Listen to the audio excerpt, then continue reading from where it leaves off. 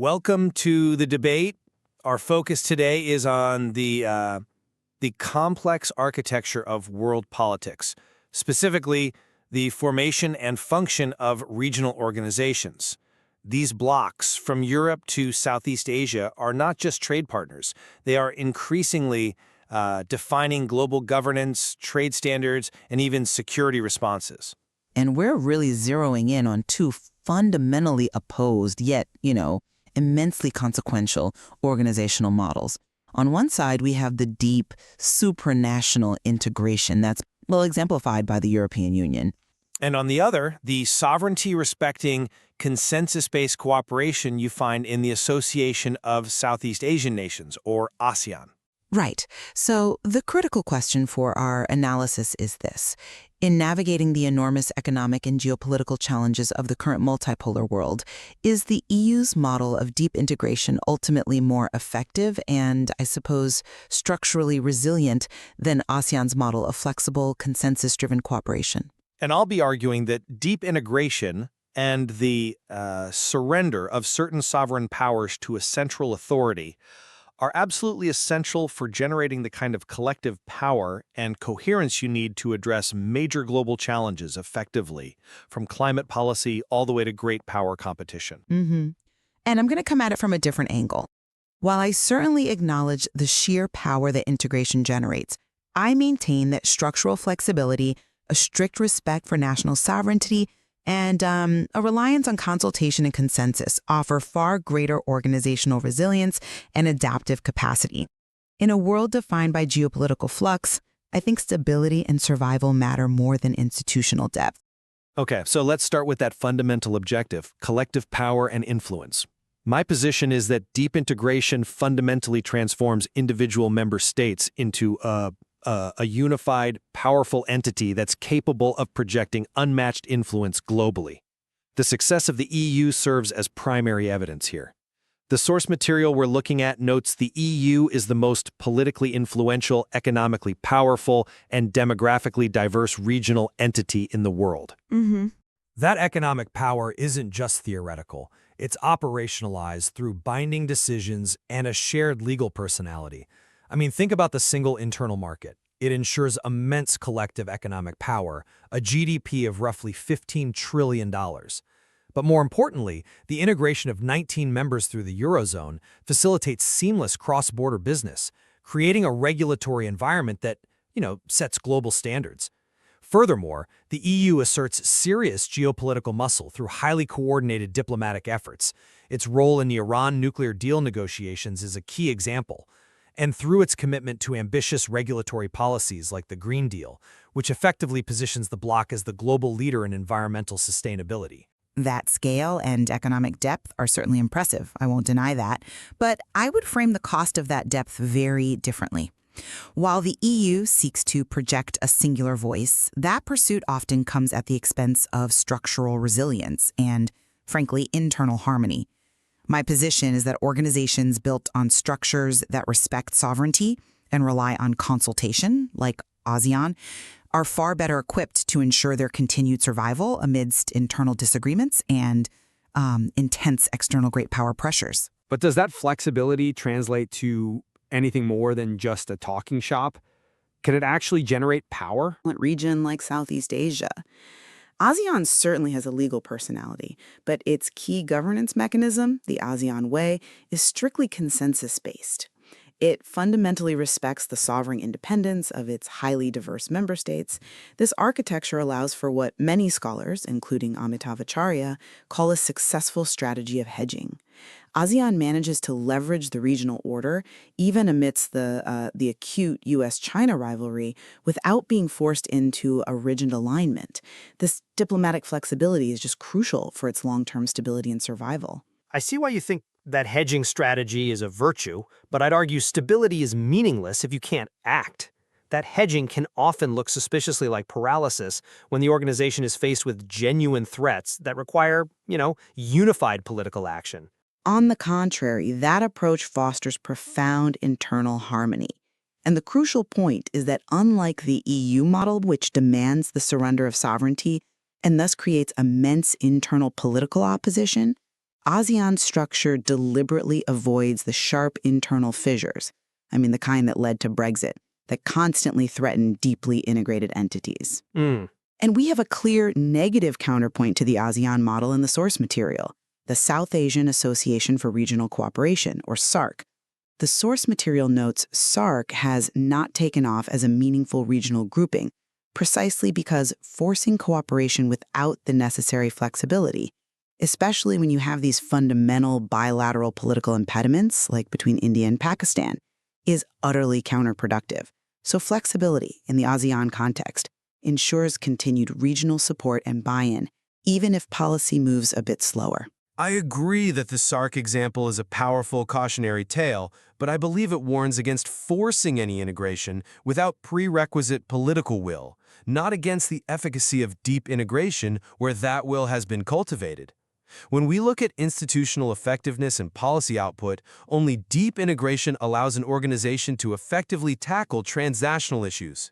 This is the heart of integration theory, be it functionalism or neo-functionalism, which posits that economic integration inevitably creates spillover, generating pressure for cooperation and security in political areas to solve common problems. But this is precisely where the theory collides with political reality, inviting a strong realist critique. Well, the EU's complex structure, involving the European Commission, the European Central Bank, and the Parliament, allows it to implement coordinated policy on everything from health and infrastructure standards to economic development. This complex, multi-layered approach ensures policy implementation and enforcement where a loose confederation or a purely consultative body would simply fail to act. That is the definition of superior policy effectiveness. I would argue that complex governance structure is simultaneously the EU's greatest strength and its most significant structural weakness. The blend of supranational authority and intergovernmental control creates inherent friction. Expecting sovereign nation-states to permanently surrender significant authority, especially in, high-stakes areas like security, is politically unrealistic, and we see the consequences in the EU's internal challenges. So you see the friction as a flaw, not a feature of a working system? I see it as a source of constant instability. You have the varying levels of integration. The Schengen area allows passport-free travel, but the Eurozone dictates economic policy. And these differences create deep fissures exposed by Eurosceptic movements and populism across the continent. ASEAN, which actually drew inspiration from the EU but deliberately chose to maintain foundational principles of consultation, avoids the immense and often debilitating strain that rapid, often unbalanced expansion placed on the EU's structure. We all saw that play out dramatically during the Greek sovereign debt crisis. The strain exists because the stakes are high and the solutions required are difficult, not because the structure is fundamentally flawed. In fact, when we pivot to navigating external geopolitical threats, only a deeply integrated bloc can effectively counter major aggression. Consider the resurgence of Russian power, the annexation of Crimea in 2014, and critically, the 2022 invasion of Ukraine. Okay. These events demanded a unified EU response. The collective sanctions regime, increased military support for Ukraine, and the necessary prioritization of strategic autonomy all flow directly from the EU's integrated structure. This has necessitated developing coordinated defense capabilities through mechanisms like PESCO, Permanent Structured Cooperation, and the European Defense Fund, the EDF. This kind of unified military and diplomatic infrastructure is simply impossible for an organization that operates purely on consensus and consultation. And yet that very deep integration makes the bloc dangerously rigid and intensely vulnerable to sudden external shocks. The source material highlights quite dramatically that the Russian-Ukraine crisis has cast a dark shadow on the energy needs of the member states of the European Union. The interconnectedness of the European energy grid, which was driven by integrated policy, created a massive collective vulnerability that required an agonizing, expensive, and protracted disentanglement from Russian energy supplies. The vulnerability may be acute, yes, but the collective response is what demonstrates long-term strength. That unity is what allowed the EU to assert its own economic and regulatory power when facing threats from other powers. For example, successfully resisting U.S. protectionism during the Trump administration's attempts to impose tariffs. They stood together because they had a centralized trade authority. I'm just not convinced that institutional rigidity is a sign of strength in today's world. ASEAN's unique position allows it to leverage its diplomatic flexibility to great effect. It can successfully hedge the US-China rivalry, preventing its highly diverse member states from having to choose a single side. This diplomatic platform, characterized by consultation and consensus, helps actively moderate regional tensions, a vital role for maintaining stability in the Indo-Pacific. And this structural resilience allows ASEAN to maintain strong economic growth despite global slowdowns, precisely by avoiding structural confrontation.